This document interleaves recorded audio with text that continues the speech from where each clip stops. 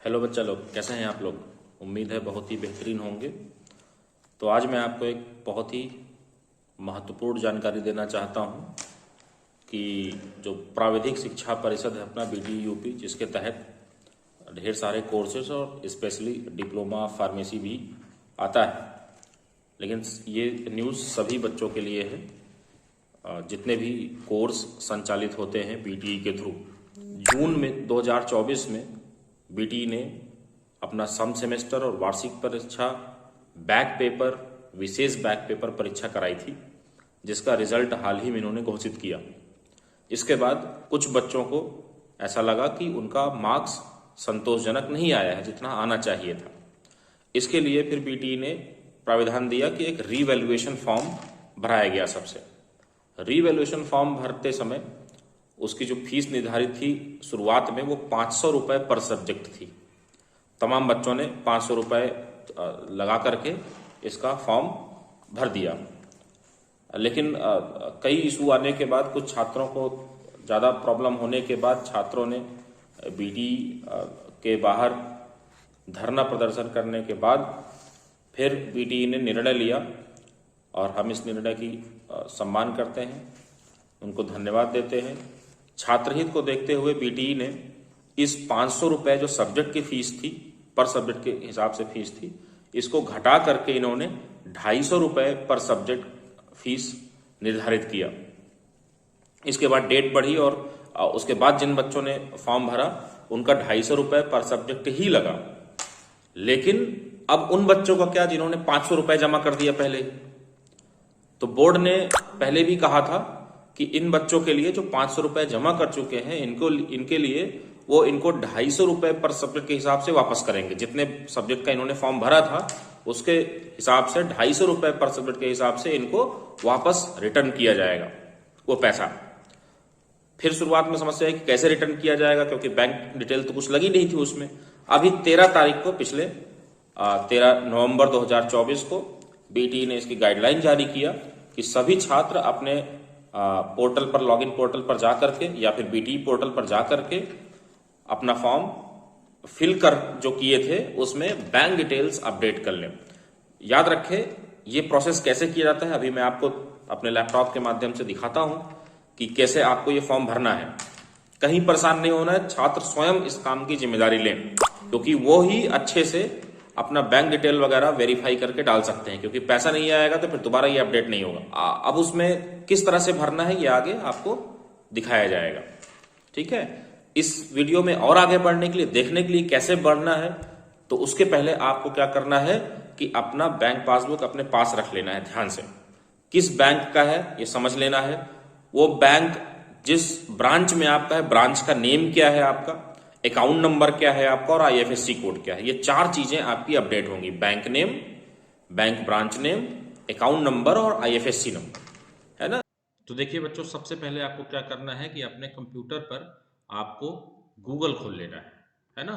Google खोलते ही Google के search bar में इस तरह से जा करके BTE UP लिख देना है और एंटर कर देना है। इसके बाद जो ही आपके पास स्क्रीन खुल के आएगी उसमें ये सबसे पहला लिंक जो है btup.ac.in का, इसको हम लोग इस तरह से ओपन कर लेंगे। ओपन करने के बाद ये UP BTE का होम पेज आपके सबके सामने होगा। होम पेज में देखिए यहाँ पर एक रिजल्ट सेक्शन दिखता है ना। स्टूडेंट वन व्यू और पॉलिटेक्निक सीट्स डिटेल के बीच में रिजल्ट सेक्शन दिखता है। इस रिजल्ट सेक्शन पे आकर के हम लोगों को इसको क्लिक करके ओपन अप कर लेना है। जो ही आप इसको ओपन अप करेंगे तो आपके पास इस रिजल्ट में ये 5-6 सब्जेक्ट दिखेंगे यहाँ से ना, टॉपिक्स। इसमें आकर के आपको क्या करना है, फिल रिवैल्यूएशन फॉर्म जून 2024 जो लिखा हुआ है ना, इस वाले लिंक पर आकर के क्लिक करना है। घबराइए नहीं, रिवैल्यूएशन फॉर्म भरा नहीं जा रहा है।